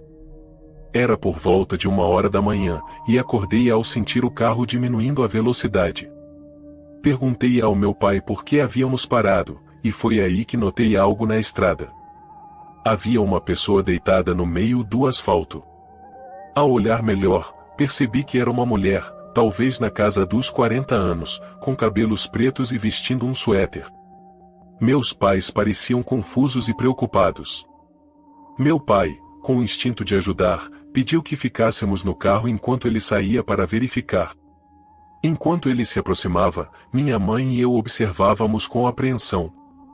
Ele virou o corpo da mulher, que estava de bruços, e imediatamente recuou. Era difícil enxergar claramente no escuro, mas dava para notar que algo estava muito errado. Meu pai parecia estar em pânico enquanto voltava correndo para o carro e acelerava. Enquanto passávamos pela mulher, dei uma última olhada e entendi por que meu pai estava tão assustado. O rosto dela estava completamente deformado, os olhos esbugalhados, o maxilar fora de lugar, e um dos braços parecia quebrado em um ângulo impossível. Era uma cena horrível, algo que eu nunca imaginaria ser possível. Ao lado dela, havia um símbolo pintado no asfalto, uma estrela azul. Não fazíamos ideia do que aquilo significava ou quem poderia tê-lo colocado ali, mas parecia algum tipo de marca. Minha família começou a especular que poderia ser o símbolo de um grupo perigoso, talvez até de assassinos. Levamos mais 3 horas para chegar à próxima cidade, onde meu pai conseguiu registrar um boletim de ocorrência. Infelizmente, não sabíamos a localização exata do incidente, apenas que havia acontecido em uma estrada deserta. Não sei se as autoridades tomaram alguma providência, mas gosto de pensar que sim. 2 meses depois, enquanto navegava na internet, me deparei com uma postagem que falava sobre desaparecimentos e teorias misteriosas. Um detalhe em uma das fotos chamou minha atenção, uma estrela azul semelhante à que vimos naquela noite, desta vez pintada no tronco de uma árvore. O título da postagem dizia algo como: "Encontrei este símbolo durante uma caminhada." Os comentários estavam cheios de teorias, desde rituais de sacrifício até a possibilidade de ser obra de um grupo de assassinos. Minha família nunca recebeu notícias sobre o caso, e não esperamos receber. No entanto, se alguém souber algo sobre esses caras, espero que compartilhem as informações para alertar mais pessoas. Em 2007, fiz uma viagem para visitar um amigo que havia se mudado recentemente para cursar faculdade. Enquanto isso, eu ainda estudava na minha cidade natal, pois não tinha dinheiro para estudar fora e, sinceramente, nem tinha vontade de sair. Esse amigo era um dos meus melhores desde o ensino fundamental e médio. Aquele tipo de amigo em quem você sempre pode confiar, que está lá para você em qualquer situação. Mas, como dizem, todas as coisas boas chegam ao fim, e naquele verão ele se mudou. No entanto, com as férias de inverno se aproximando, decidi usar esse tempo para visitá-lo. Para dar contexto, eu morava muito longe, o que significava que precisaria dirigir bastante. Não me importava, pois sempre adorei viagens de carro. Para mim, era uma forma relaxante de passar o tempo. Sempre aproveitava para parar em pontos turísticos ou até mesmo tirar fotos de paisagens ao longo do caminho. Essa história aconteceu na primeira noite após eu ter saído de casa. Eu estava dirigindo por uma estrada em uma área rural, quando vi uma placa indicando um posto de descanso na próxima saída. Já estava com fome, e ainda faltavam algumas horas para chegar ao destino. Ao pegar a saída, percebi que só havia 2 lugares por perto, o posto de descanso e um posto de gasolina antigo. Quando desci do carro, notei que o posto parecia estar fechado. Olhei no relógio e eram 15h30. Achei estranho, pois que tipo de posto de gasolina fecha no meio da tarde? Ao espiar pela janela, percebi que o lugar estava abandonado havia muito tempo. Dentro, só havia prateleiras espalhadas e algumas garrafas quebradas no chão. Fiquei decepcionado, mas estava prestes a voltar para o carro quando percebi algo. Notei uma cabeça espiando por trás do posto de gasolina. Não dava para ver o rosto, mas era evidente que a pessoa estava me observando, tentando não ser notada. Dei um aceno rápido, para mostrar que a havia visto, mas a pessoa não reagiu. Enquanto me aproximava do carro, o indivíduo saiu de trás do posto e se revelou. Era um homem, aparentando ter uns 40 ou 50 anos. Ele não tinha uma aparência amigável. Apesar disso, tentei manter a calma e imaginei que ele pudesse ser apenas alguém sem teto. Com um tom respeitoso, disse que estava indo embora e que o deixaria em paz. Isso pareceu funcionar, pois ele voltou para trás do posto e sumiu de vista. Voltei para o carro e segui viagem. Cerca de 20 minutos depois, ainda na estrada, meu carro começou a fazer um barulho estranho e, de repente, parou de funcionar. Irritado, estacionei no acostamento e desci para verificar o que havia acontecido. O que vi me deu um arrepio. Os 4 pneus do meu carro tinham sido cortados. Todos eles. Foi então que percebi que alguém tinha feito aquilo enquanto eu estava distraído olhando o posto abandonado. Meus pneus eram de alta qualidade, resistentes a objetos cortantes, então eu sabia que aquilo não era um acidente. Liguei imediatamente para a polícia, que enviou um guincho para levar meu carro até uma oficina próxima. Tive que pagar por novos pneus e esperar quase 1 hora antes de poder continuar a viagem. Enquanto isso, a polícia disse que investigaria o posto de descanso, mas quem quer que tivesse feito isso já havia fugido. Tenho certeza de que o homem que vi estava envolvido.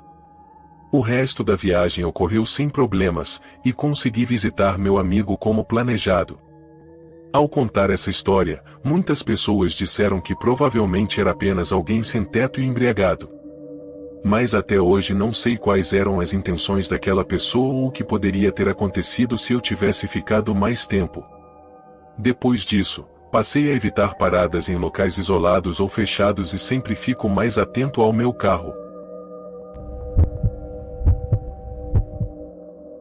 Sou caminhoneiro há cerca de 10 anos, trabalhando para várias empresas nesse período. Não vou me alongar com detalhes desnecessários, então vou direto ao ponto. Cerca de um ano atrás, eu trabalhava para uma empresa de armazéns, fazendo entregas principalmente de peças de carros e coisas desse tipo. Na noite de 8 de outubro de 2022, eu dirigia um caminhão de carga, e esse incidente ainda me marca, pois é algo que até hoje não consigo explicar. Era uma noite fria de fim de semana, e eu estava dirigindo por uma rota de 4 horas até um local de entrega. Já passava das 23 horas, e eu estava na metade do caminho quando comecei a me sentir muito cansado ao volante. Normalmente, eu tomo café para me manter acordado, mas, naquela noite, não tinha nenhum comigo. No início, não achei que fosse um problema. Afinal, já havia feito muitas viagens longas antes e nunca tive problemas para me manter acordado. Mas, naquela noite, o cansaço era muito mais intenso do que o normal. Manter os olhos abertos parecia uma tarefa quase impossível, mas eu só queria chegar logo ao destino. Eu dirigia por uma estrada longa no meio do nada, cercada por campos e algumas propriedades rurais. Para tentar me manter acordado, coloquei música pesada no rádio, o que ajudou apenas por um tempo. De repente, vi uma explosão enorme à frente, que iluminou todo o campo ao lado da estrada. Em pânico, pisei no freio, fazendo o caminhão derrapar, enquanto tentava pegar o celular para ligar para as autoridades e relatar o que tinha acabado de ver. Saí do caminhão rapidamente, mas, para minha surpresa, o campo estava completamente normal. Não havia nenhum sinal de fogo ou fumaça. Era como se nada tivesse acontecido. Por um momento, achei que estava alucinando, mas aquilo parecia real demais. Fiquei apavorado, batendo na minha cabeça e tentando entender se estava sonhando ou não. Mas, depois de alguns minutos, ficou claro que eu estava completamente acordado. Passei os próximos 10 minutos dentro do caminhão, tentando processar o que havia acabado de presenciar.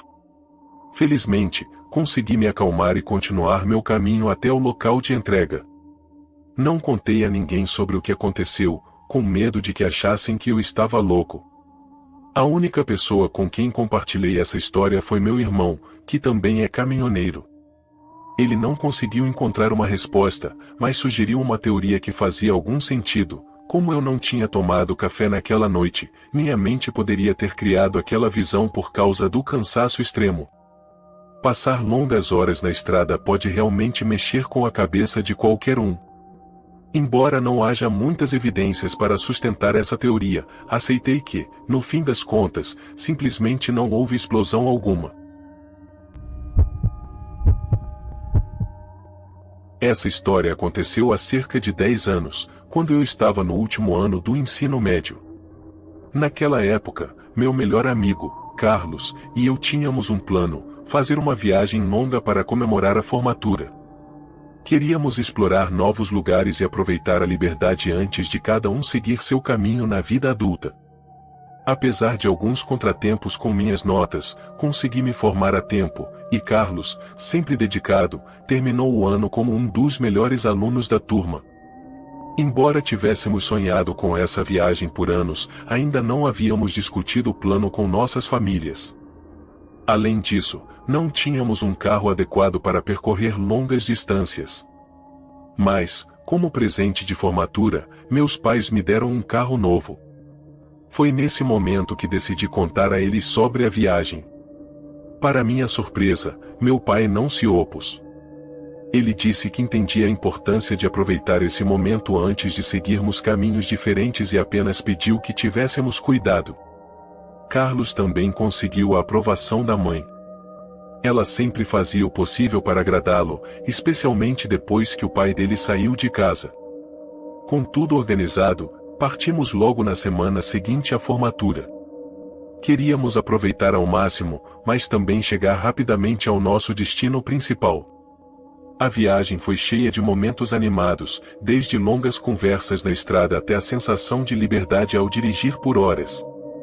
Estávamos acelerando, empolgados com a jornada, e conseguimos alcançar nosso destino principal em tempo recorde. No entanto, depois de dias de diversão e aventuras, começamos a sentir o impacto financeiro. Carlos e eu gastamos tudo o que tínhamos, mas aproveitamos cada segundo. O problema começou quando decidimos voltar para casa. No caminho, encontramos um homem pedindo carona na estrada. Se fosse por mim, teria passado direto, mas Carlos achou engraçado a ideia de parar o carro. Ele diminuiu a velocidade, fingiu que ia ajudar, mas, no último segundo, acelerou, levantando poeira e pedras na direção do homem.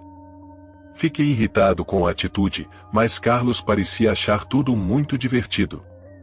Poucos quilômetros depois, percebemos que estávamos ficando sem combustível e paramos em um posto. Enquanto Carlos abastecia, eu fui comprar alguns lanches. Quando voltei, vi o mesmo homem da estrada correndo na nossa direção. Ele estava longe, mas se aproximava rapidamente. Eu avisei Carlos, mas ele parecia despreocupado e ainda zombou da situação. Quando o homem finalmente chegou perto, percebi que ele estava furioso. Para piorar, ele sacou uma arma. Comecei a gritar para Carlos acelerar, e, felizmente, ele reagiu a tempo. O homem disparou enquanto fugíamos, e os tiros atingiram o carro, mas, por sorte, nenhum de nós ficou ferido. O restante da viagem foi tenso. Eu estava furioso com Carlos. Ele colocou nossas vidas em risco por uma brincadeira idiota e não parecia se importar. Quando finalmente chegamos em casa, eu decidi que aquela seria a última vez que andaria com ele. Depois desse dia, Carlos ainda tentou retomar o contato algumas vezes, mas eu nunca respondi. Percebi que ele não era o tipo de pessoa em quem eu poderia confiar, e isso foi suficiente para encerrar nossa amizade. Às vezes, situações extremas revelam o verdadeiro caráter das pessoas. Para mim, essa experiência foi uma lição valiosa. Amizades precisam de respeito e responsabilidade, coisas que Carlos claramente não tinha. Minha mãe sempre dizia que eu era uma alma inquieta, e, se tem algo que minha vida provou, é que ela estava certa. Desde meus 20 anos, já me mudei pelo menos umas 10 vezes, e isso é uma estimativa modesta. Desde que me lembro, eu estava ansioso para sair da cidade onde cresci. Isso só piorou quando entrei na adolescência, sendo exposto, por filmes e televisão, ao mundo maior que existia fora do meu. Viver no meu pequeno mundo começou a parecer sufocante e isso foi antes de a internet se tornar parte da nossa realidade. A história que vou compartilhar aconteceu durante uma dessas mudanças, e, quando você ouvir, vai entender por que ficou tão marcada em minha memória todos esses anos. Na época, eu vivia em uma capital havia mais de 2 anos. Adorava minha vida lá, mas, em 1994, mesmo com a ascensão de empregos devido ao boom tecnológico, o custo de vida e a escassez de moradias tornavam quase impossível encontrar um novo lugar para morar. Meu colega de quarto, com razão, decidiu me expulsar. Meu hábito de beber estava fora de controle, e eu fiz algo que ele não conseguiu perdoar. Assim, não me restou outra opção a não ser voltar para minha cidade natal. Essa era a última coisa que eu queria fazer, mas também não estava preparado para viver na rua. Voltar significava morar com meus pais novamente, algo que me humilhava profundamente. Ainda assim, meu orgulho teve que ceder à necessidade de ter um teto. Aluguei um caminhão de mudanças, carreguei minhas poucas coisas e me despedi da cidade que havia se tornado meu lar. A viagem até minha cidade natal levaria cerca de 4 horas e meia. Sem pressa de chegar, fui dirigindo tranquilamente, dentro do limite de velocidade. Fiz algumas paradas no caminho para me despedir das poucas pessoas que se tornaram amigas naquele tempo. Minha única esperança era, um dia, antes de envelhecer demais, poder voltar, nem que fosse para uma visita. Minha última parada foi para me despedir da minha namorada. Decidimos não tentar manter um relacionamento à distância, seria injusto para ambos, já que eu nem sabia quando ou se voltaria a vê-la. Depois de passar 3 horas na casa dela, finalmente reuni forças para me despedir e pegar a estrada. A maior parte da viagem foi extremamente monótona. Sempre que me sentia cansado demais para dirigir com segurança, fazia uma breve pausa para descansar e retomar o foco. Mais tarde, acabei preso em um engarrafamento por quase 1 hora. Tinha perdido a noção do tempo e entrei no horário de pico, o que só serviu para quebrar ainda mais o ritmo já lento da viagem. Depois que o trânsito começou a fluir novamente, restavam cerca de 45 minutos para chegar ao meu destino. Passei por alguns carros que mantinham à direita, até alcançar um pequeno grupo de 3 caminhões de carga, não muito maiores do que o que eu dirigia. Estávamos todos no mesmo ritmo, separados por cerca de 30 metros entre si, até que, de repente, o caminhão líder freou bruscamente. O motorista logo à minha frente e eu tivemos que reagir em questão de segundos para evitar uma colisão. Ele optou por ultrapassar pela esquerda, enquanto eu segui pelo acostamento. Foi então que vi o motivo da parada abrupta, uma motocicleta japonesa caída no meio da estrada, e um motociclista tentando se arrastar para o acostamento. Infelizmente, ele não conseguiu. O caminhão que estava na minha frente passou por cima dele, sem conseguir parar a tempo. Tudo aconteceu tão rápido que fiquei em choque. O ar parecia ter sido arrancado dos meus pulmões, e levei alguns minutos para entender completamente o que acabará de presenciar. Continuei dirigindo pelo acostamento por mais meio quilômetro, lutando para decidir se devia voltar, mas percebi que não havia nada que eu pudesse fazer para ajudar. Olhei pelo retrovisor uma última vez e vi os 2 caminhões parados no meio da estrada. Ninguém se mexia. Fiz uma prece curta pelas pessoas envolvidas e segui para minha cidade natal, implorando a Deus para apagar aquela imagem da minha mente. Quando finalmente cheguei à casa dos meus pais, fiquei estranhamente feliz em vê-la. Eles estavam radiantes com meu retorno, e reviver o que tinha acabado de acontecer era a última coisa que eu queria. Hoje, 25 anos depois, essa é a primeira vez que conto essa história para alguém além da minha esposa. Por mais que eu tenha tentado superar, essa memória ainda ocupa um lugar de destaque no meu subconsciente. Às vezes, aparece nos meus sonhos, às vezes de forma diferente, mas geralmente tão nítida quanto o momento em que aconteceu. De vez em quando, me culpo por não ter parado para ajudar. Mas, se sou honesto comigo mesmo, percebo que eu ainda era jovem e não tinha maturidade para lidar com algo tão grave. Afinal, o que eu poderia dizer a um homem que acabou de atropelar alguém a 70 km por hora? Sinto muito, definitivamente não seria suficiente.